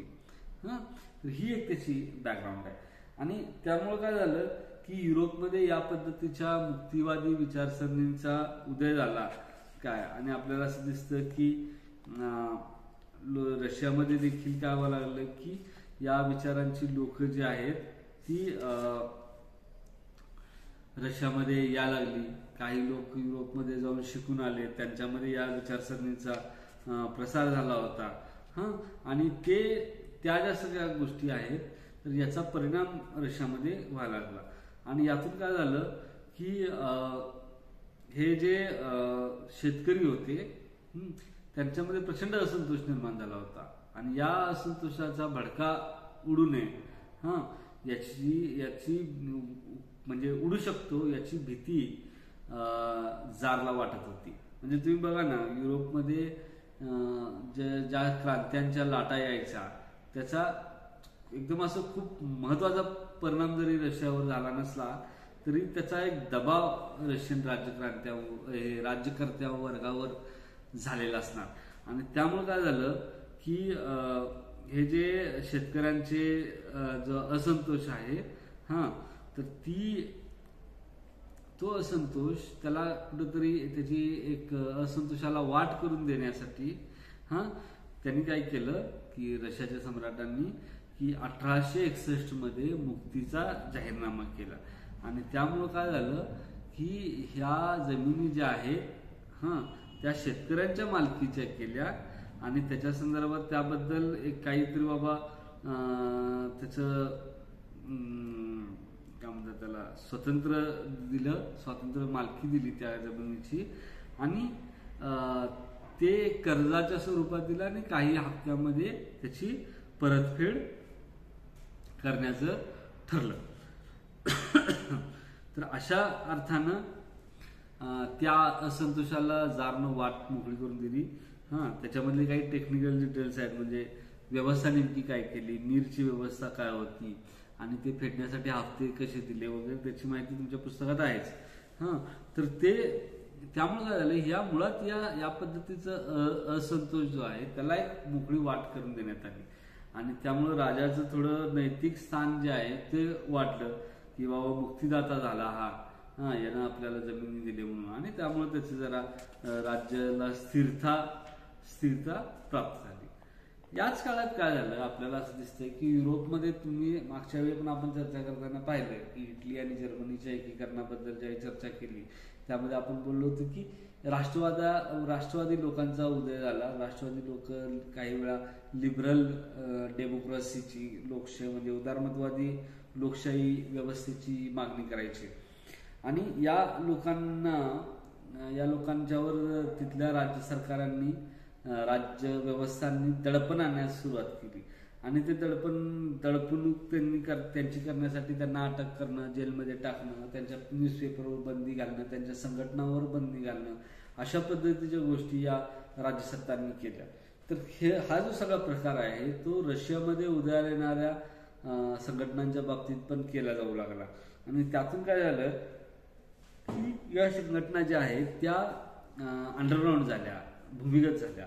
आणि यांनी काय केलं, याच्यात खूप एक्स्ट्रीमिस्ट जी लोक होती त्यांनी दहशतवादी मार्गाचा वापर केला. आता दहशतवादी मार्ग म्हणजे काय की हिंसेचा वापर करणं, राज्यसत्तेच्या याच्यामध्ये दहशत निर्माण करणं. तर या पद्धतीचे प्रकार जे आहेत ते यांनी केले. एकच मिनिट.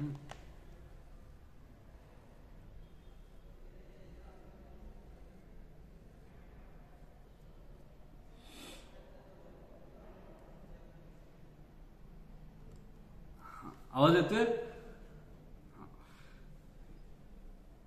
येतोय आवाज? Hello hello. हां, येतोय ना? ओके.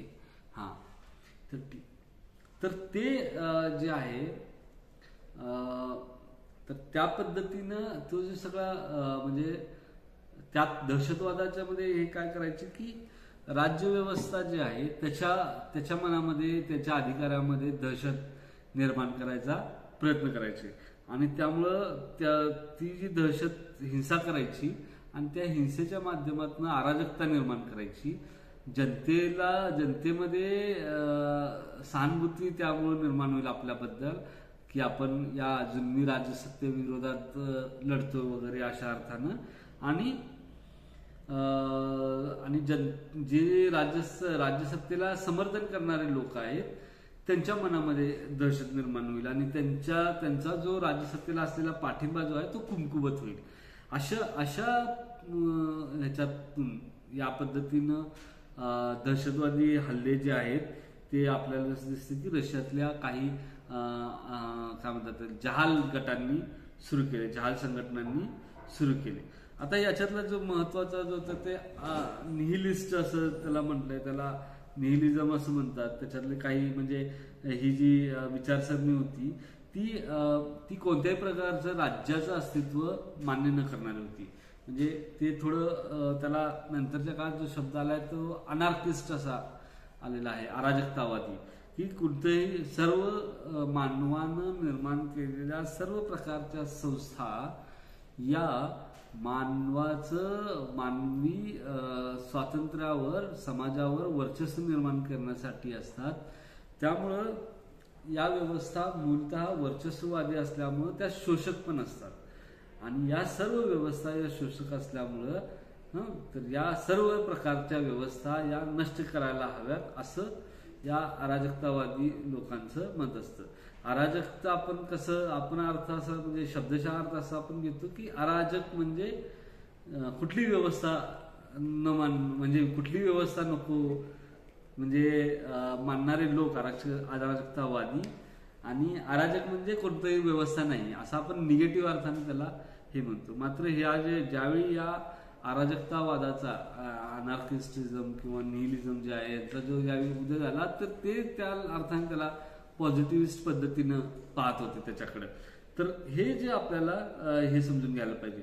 तर या अराजकतावादी किंवा निहिलिस्ट लोकांना असं वाटत होतं की आपण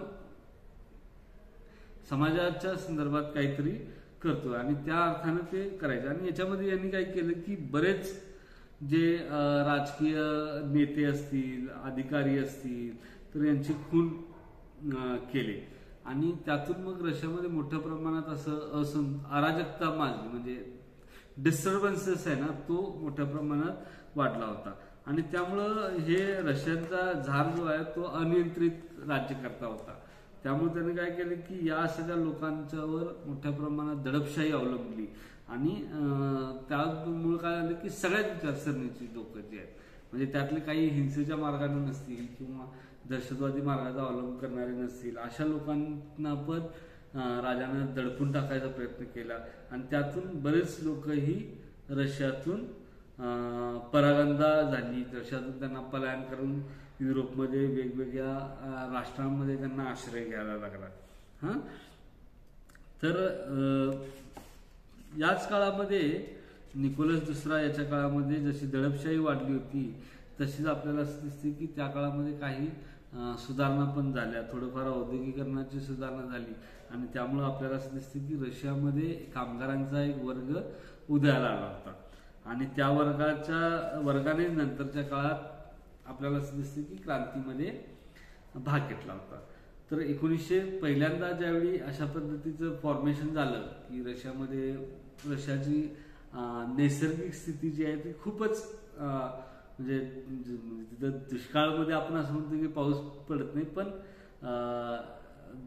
काय म्हणतात त्याला, एक हार्श पद्धतीची बर्फ वगैरे सतत पडणं, थंडीचं वातावरण, त्यामुळे शेती ही खूप मोठ्या प्रमाणात जरी होत असली तरी शेतीतून मिळणारं उत्पन्न हे खूप मोठ्या प्रमाणात आणि वारंवार मिळणार नाही. म्हणजे तुम्ही आपल्या भारतामध्ये पण तुलना केली ना, की भारताच्या दक्षिण भागामध्ये आता दख्खनच्या पठारावर आपण पीक 2 वेळा घेतो, मात्र उत्तरेमध्ये जे सुपीक जमीन आहे, मैदानी प्रदेश, तिथे 3 वेळा पीक घेता येते.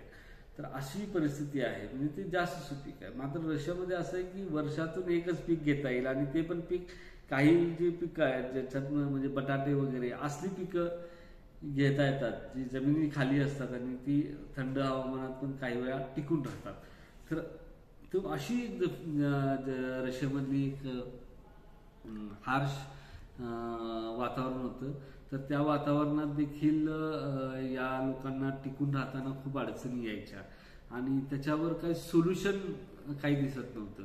आणि रशियाच्या या शेतकऱ्यांना जे मुक्तीच्या जाहीरनाम्याच्या नुसार ज्या कर्जाच्या स्वरूपात जी परतफेड करायची होती जमिनीच्या मोबदल्याची, त्याचा पण लोकांच्यावर ताण येऊ लागला होता आणि त्यामुळे प्रचंड मोठ्या प्रमाणात हे असंतोष जो आहे तो रशियामध्ये निर्माण झाला होता. रशियन लोकांना खाण्यापिण्यासाठी पण अन्नाची कमतरता होती. रशियामधले अनेक अशा झुंडी ज्या असायच्या, गावं जी आहेत ती ओसाड पडायची आणि त्या गावातली लोक ही दुसऱ्या भागामध्ये मायग्रेशन करायला जायची आणि तिथं पण त्यांना म्हणजे काही उपलब्ध होत नव्हतं आणि यातनं प्रचंड अंधाधुंदी माजलेली होती आणि खूप बेरोजगारी आणि उपासमार यांची मोठी समस्या रशियामध्ये निर्माण झालेली होती. त्यामुळं लवकरात लवकर काहीतरी व्हायला पाहिजे असं लोकांना वाटत होतं, काहीतरी व्हावं, चांगलं काहीतरी सुधारणा व्हाव्यात, लोकांच्या खाण्यापिण्यासाठी काहीतरी राजाकडून काहीतरी इनिशिएटिव्ह घेतलं जावं, हे कर्जाचे जे हप्ते ते माफ केले जावे, अशा पद्धतीच्या गोष्टी ज्या आहेत त्याच्या संदर्भातल्या मागण्या पुढे येत होत्या. तर यातून आपल्याला दिसतं की 1905ला रशियामध्ये आपल्याला क्रांती झाल्याचं दिसतं. त्यामध्ये फादर गेपॉन नावाचा जो पाद्री होता, रशियामध्ये ऑर्थोडॉक्स चर्च आहे, म्हणजे युरोपमध्ये जे चर्च आहे ते कॅथलिक चर्च आहे, रशियातलं चर्च हे ऑर्थोडॉक्स रशियन चर्च आहे. त्यातला जो फादर गेपॉन जो होता त्याच्या नेतृत्वाखाली हा मोर्चा निघाला आणि रशियाचा जार हा मुळात मुक्तिदाता आहे आणि आमच्यासाठी जारच सर्व काही देऊ शकतो, म्हणून आम्ही जारकडे ही मागणी करतोय, म्हणून अशा काही आम्हाला वाचवावं, आम्हाला खाण्यापिण्याच्या वस्तू द्याव्यात, यासाठी जारकडं हे लोक गेली होती आणि तिथं जारच्या सैनिकांनी या सगळ्या जनसमुदायावर गोळीबार केला आणि बरीच लोक ही याच्यात मृत्युमुखी पडली. आणि यामुळे काय झालं की लोकांचा जनप्रक्षोभ जो आहे तो मोठ्या प्रमाणात उसळून आला आणि लोकांनी मग सरकारी कार्यालयावर हल्ला केला, संप केलं, आणि त्यामुळे काय झालं की राज्यव्यवस्था ही खिळखिळी झाली आणि त्यामुळं रशियाच्या निकोलसला काही माघार घेऊन त्याला काही राजकीय सुधारणा द्याव्या लागल्या आणि त्यातून आपल्याला असं की ड्युमाची रशियामध्ये स्थापना झाली, म्हणजे ड्युमा सुरू झाली आणि शेतसारा जो आहे तो सुरुवातीला शेतसारा निम्म्या प्रमाणात माफ करण्यात आला आणि नंतर मात्र पूर्ण शेतजमीन जी आहे ती करमुक्त केली गेली. तर अशा पद्धतीच्या गोष्टी या काळामध्ये घडून आल्या. मात्र याच्यातला जो मूळ हे म्हणतात त्याला मूळ जे समाजातलं जे कॉन्ट्राडिक्शन आहे, त्याच्यातला परस्पर विरोधाभास जो आहे तो काही संपलेला नव्हता. समाजामध्ये अजूनही अत्यंत श्रीमंत आणि जमीनदार असलेल्या लोकांचा उमराव वर्ग आणि गरीब आणि पिचलेल्या म्हणजे शेतकरी आणि कामगारांचा वर्ग, हा असे दोन मोठे परस्परांच्या हितसंबंधांच्या विरोधी असलेले वर्ग समाजात निर्माण झालेले होते. आणि याच काळात काय असं झालं दिसतंय की आपल्याला 1900 हे असं झालं होतं. आणि त्याच काळात आपल्याला दिसतं की रशिया आणि जपानमध्ये युद्ध झाले 1905 मध्ये.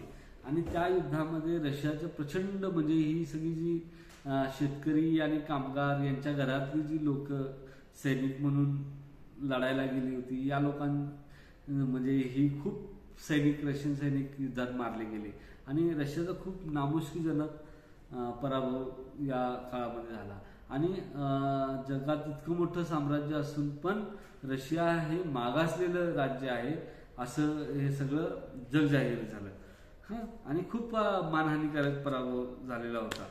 तर त्यामुळे काय झालं की याचा परिणाम होऊन रशियामध्ये देखील जारच्या विरोधात असंतोष निर्माण झाला होता. आणि कामगार आणि शेतकऱ्यामध्ये मुळातच स्वतःची समस्यांच्यामुळे हा असंतोष होता. त्यामुळे आपल्याला असं दिसतं की 1905 ची जी क्रांती आहे, रशियन राज्य क्रांती, त्याच्यामध्ये लोकांनी मोठ्या प्रमाणात सहभाग घेतला होता. आता हे सगळं घडत असताना रशियामध्ये विविध विचारसरणी होत्या. आणि त्यातली जी महत्वाची विचारसरणी होती ती मार्क्सवादी विचारसरणी, ज्याला डावी विचारसरणी पण म्हटलं जातं, ज्याला साम्यवादी विचारसरणी पण म्हटलं जातं. तर या विचारसरणीच्या अनुषंगाने याच्यात काय मूलभूत तत्व काय होतं की जगामध्ये सतत वर्गसंघर्ष सुरू असतो. आणि वर्गसंघर्षामध्ये गरीब वर्ग, ज्याला नाहिरे वर्ग म्हणतात, ज्याच्याकडे कोणत्याही प्रकारच्या उत्पादनाची साधने नाहीत, असा वर्ग अस्तित्वात असतो.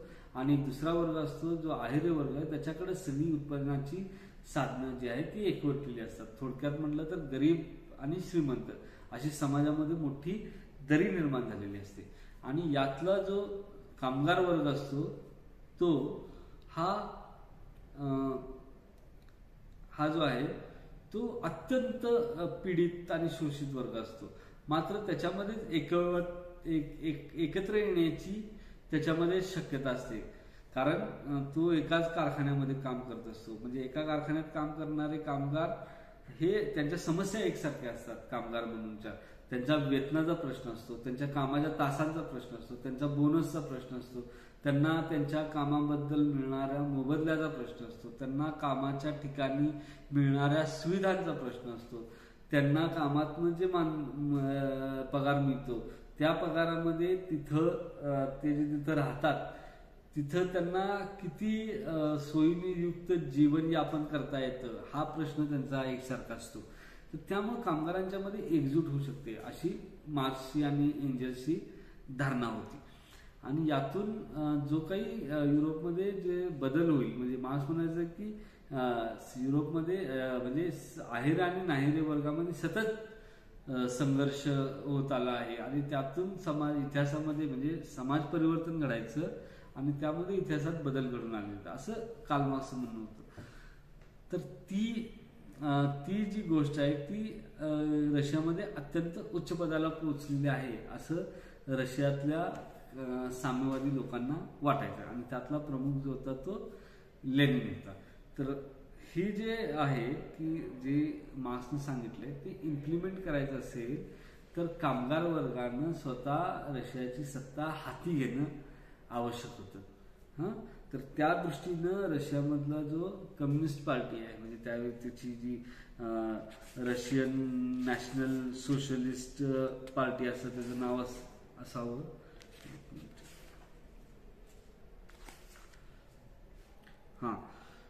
तर Russian social democratic labour party, तर अशी पार्टी होती. तर त्याच्यामध्ये जे दोन गट होते, एक होतं बोल्शेविक आणि एक मेन्शेविक. आता हे बोल्शेविक जे पक्ष होतं ज्याच्यामध्ये लेनिन होता हे अत्यंत जहालवादी होते. यांचं म्हणणं होतं की आपण झारचं सत्ता पूर्णपणे उलथून टाकायला पाहिजे आणि संपूर्ण सत्ता आपल्या हाती घ्यायची आणि रशियाची सगळी जी जमीन आहे ती राज्याच्या ताब्यात घ्यायची किंवा लोकांच्या मध्ये वाटून टाकायची. सर्व कारखाने ताब्यात घ्यायचे आणि लोकांसाठी त्याचं उत्पादन तिथलं उत्पादन करायचं, अशा पद्धतीची भूमिका या बोल्शेविक पक्षाची होती. त्यातल्या त्यात जो मेन्शेविक जो होता तो थोडा उदारमतवादी विचारांचा होता, की ते काही थोडं म्हणजे हे जे बदल आहेत जे आपल्याला करायचे आहेत ते टप्प्याटप्प्याने करता यावेत. झारचे अधिकार टप्प्याटप्प्यानं संपून टप्प्याटप्प्यानं आपण सत्ता ताब्यात घ्यायची, टप्प्याटप्प्यानं काय म्हणतात त्याला की राजकीय सुधारणा घडून आणायच्या, अशा पद्धतीचं भूमिका होती. आता झालं काय की 1914 मध्ये ज्यावेळी महायुद्ध सुरू झालं त्यावेळी रशियाने त्यामध्ये भाग घेतला आणि रशियाची प्रचंड मोठी जीवितहानी या युद्धामध्ये झाली. रशियन शेतकऱ्यांची, कामगारांची मुलं जी आहेत ती या युद्धामध्ये मारली गेली. आणि असं असताना देखील जार जो आहे, जारची जी युद्धखोरी आहे ती काही कमी होत नव्हती. तरी देखील ते युद्धात कंटिन्यू चालला होता. मग आणि जारचा म्हणजे जारवर मोठ्या प्रमाणात म्हणजे रशियाची मोठी युद्धात पिछेहाट होत होती. म्हणजे तुम्ही जर आपण जे पहिलं वाक्य सुरुवात केली त्या हिशोबानं युरोपच्या पश्चिमेकडचे देश यांच्यामध्ये मोठ्या प्रमाणात औद्योगिक क्रांती झाली होती आणि त्या तुलनेमध्ये रशिया हा औद्योगिकदृष्ट्या मागासलेला होता. त्यामुळे रशियाचं सैन्य शक्ती देखील औद्योगिक म्हणजे त्याच्यात मॉडर्नायझेशन जे आहे ते झालेलं नव्हतं, कारण राजकीय व्यवस्था देखील मागास पद्धतीची, मध्ययुगीन पद्धतीची होती आणि त्यामुळे इथं औद्योगिकरण झालं नव्हतं, आधुनिक विचारांचा प्रसार तशा पद्धतीने झाला नव्हता म्हणजे राज्य व्यवस्थेमध्ये.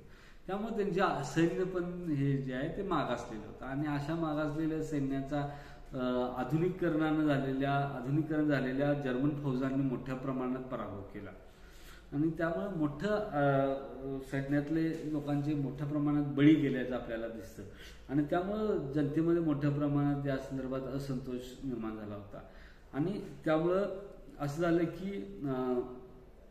की लोकांनी हे केलं की आपण युद्धातनं रशियानं अंग काढून घ्यावं, शांतता प्रस्थापित करावी, यासाठी जनतेकडून दबाव वाढू लागला. जनतेची उपासमार होत होती. युद्धासाठी सगळा खर्च जो आहे, उत्पन्न जे आहे ते युद्धाच्या कामी वापरलं जायला लागलं.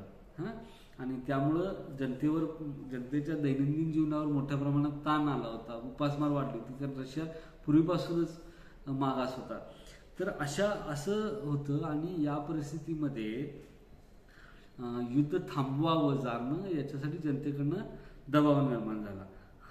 तर त्यामुळं जारणं मात्र हे न करता दडपशाहीचं धोरण अवलंबलं आणि पेट्रोगार्डमध्ये जे कामगार होते त्यांनी संपावर गेले कामगार. रशियाच्या जार विरोधात आंदोलनं सुरू झाली आणि त्यातून आपल्याला असं दिसतं की शेवटी इकडं पण जर्मनीच्या बाजूनं पण पराभवाचं संकट निर्माण झालं होतं. म्हणजे आपले रशिया हारणार हे स्पष्ट दिसत होतं आणि इकडून जनतेच्या कडून पण मोठ्या प्रमाणात असंतोष होऊन उठाव आणि संप होत होते. त्यामुळं निकोलसनं राजत्याग केला आणि त्यातून ते तिथं रशियामध्ये हंगामी सरकारची स्थापना झाली आणि हे हंगामी सरकार केरेन्स्कीच्या नेतृत्वाखाली म्हणजे उदारवादी लोकांच्या किंवा मेन्शेविक पक्षाच्या जे थोडं मॉडरेट त्याला असं म्हणू मध्यमवर्गीय असतील तर त्या लोकांच्या नेतृत्वाखाली हे सरकार स्थापन झालं.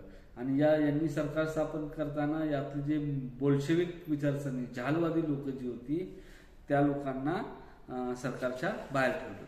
आता या जहालवाद्यांचा पुढारी जो आहे लेनिन हा युरोपात होता आणि इटलीनं येथे आता ज्यावेळी रशियामध्ये अशा पद्धतीचा असंतोष निर्माण झाला आणि हंगामी सरकारची स्थापना झाली तर ते हंगामी सरकार जे आहे जनतेची मुळात मागणी काय होती की युद्ध थांबवावं आणि जे रशियन सैनिकांचे बळी जे जातात ते थांबवावं. तर ती गोष्ट हे केरेन्स्कीचं सरकार करायला तयारच नव्हतं. त्यांनी काय निर्णय घेतला की युद्ध कंटिन्यू करावं, युद्ध चालू ठेवण्याचा निर्णय घेतला आणि जनतेचा मात्र युद्धाला प्रचंड विरोध होता. तर याच वेळी आपल्याला म्हणजे कसं म्हणतात त्याला रशिया म्हणजे जर्मनीला इकडं फ्रान्स आणि इंग्लंड बरोबर पश्चिमेच्या सीमेवर आणि पूर्व सीमेवर रशियाबरोबर युद्ध करावं लागत होतं. तर त्यामुळे रशियाबरोबर युद्ध थांबलं तर जर्मनीला सोयीच होणार होतं. त्यामुळं ज्यावेळी लेनिन हा युरोपातून रशियाच्या दिशेने निघाला जायला, त्यावेळी जर्मनीने त्याला आपल्या सगळ्या सैन्य छावण्यातून वगैरे जाण्याची वाट मोकळी करून दिली आणि अशा पद्धतीनं लेनिन हा युरोपातून रशियामध्ये त्याचं आगमन झालं. रशियामध्ये आगमन झाल्यानंतर लेनिननं या केरेन्स्कीच्या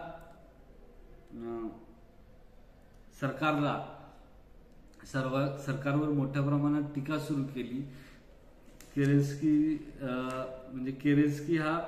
केरेन्स्कीच्या नेतृत्वाखाली जे सरकार जे आहे ते नेमके जार ज्या गोष्टी पुढे राबवत होतात त्याच गोष्टी राबवतोय आणि त्यामुळं कामगार आणि शेतकऱ्यांच्या आयुष्यात कोणताही बदल घडणार नाही. त्यामुळं कामगारांनी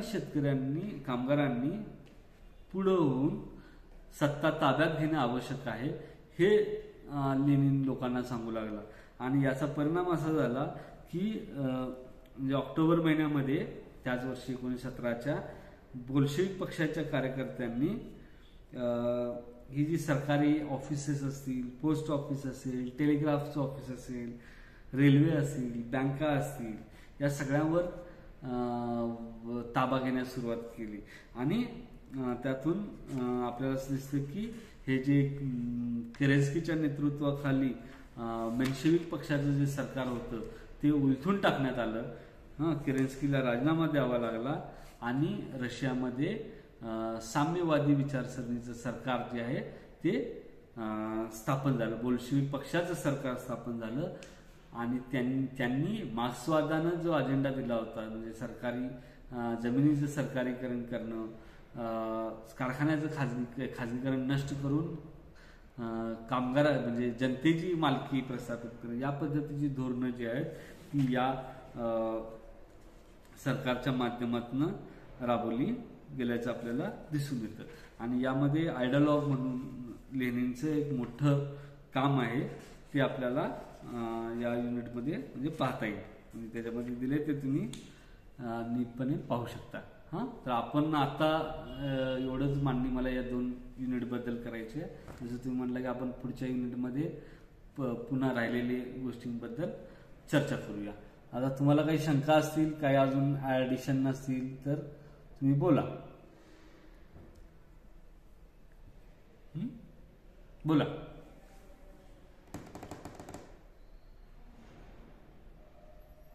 नाही आहेत कुणाला काही शंका?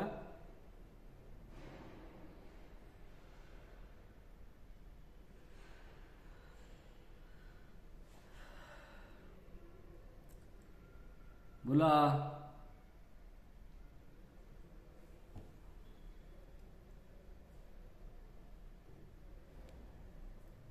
थांबायचं मग आपण.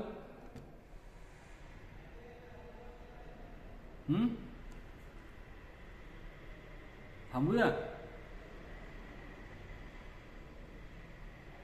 ठीक आहे. मग आपण काय करू की पुढचं जे आपले 2 युनिट आहेत त्याच्याबद्दल उद्या चर्चा करू. म्हणजे त्यामध्ये बोल्शेविक सत्तेचे दृढीकरण आणि स्टालिन आणि सोव्हिएत रशियाचा जागतिक महासत्ता म्हणून उदय, हा सगळा भाग जो आहे तो आपण पुढच्या लेक्चरला पाहू. अजून काही शंका आहे का कुणाला? अजून काय कुणाला म्हणजे काही समस्या दुसऱ्या असतील तुमच्या याच्या मॉक टेस्टच्या संदर्भात तर मी सांगितले की आपण जे काही अडचणी येते ते लोकांना कळवलंय. कुणीतरी आता मगाशी मेसेज केला होता की आमची मॉक टेस्ट झाली नाही. तर मॉक टेस्ट जरी झाली नसली तर तुमच्याकडे लॉग इन आयडी आणि पासवर्ड असल्यामुळं तो लॉग इन आयडी आणि पासवर्डचा वापर करून तुमच्या हॉल तिकीटवर जरी टाइम टेबल नाही आलं तरी तुम्हाला जे टाइम टेबल दिलं आहे त्या हिशोबानं आपले पेपर पाहून त्या अनुषंगानं ऑनलाईन पेपर द्यायचे आहेत तुम्ही. अजून काय अडचण आहे तुम्हाला? काही शंका असतील तर विचारा.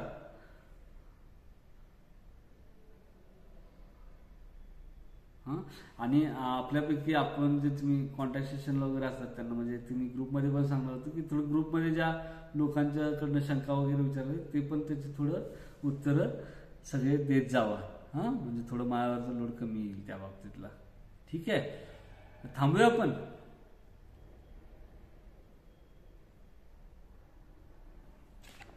बंद करू.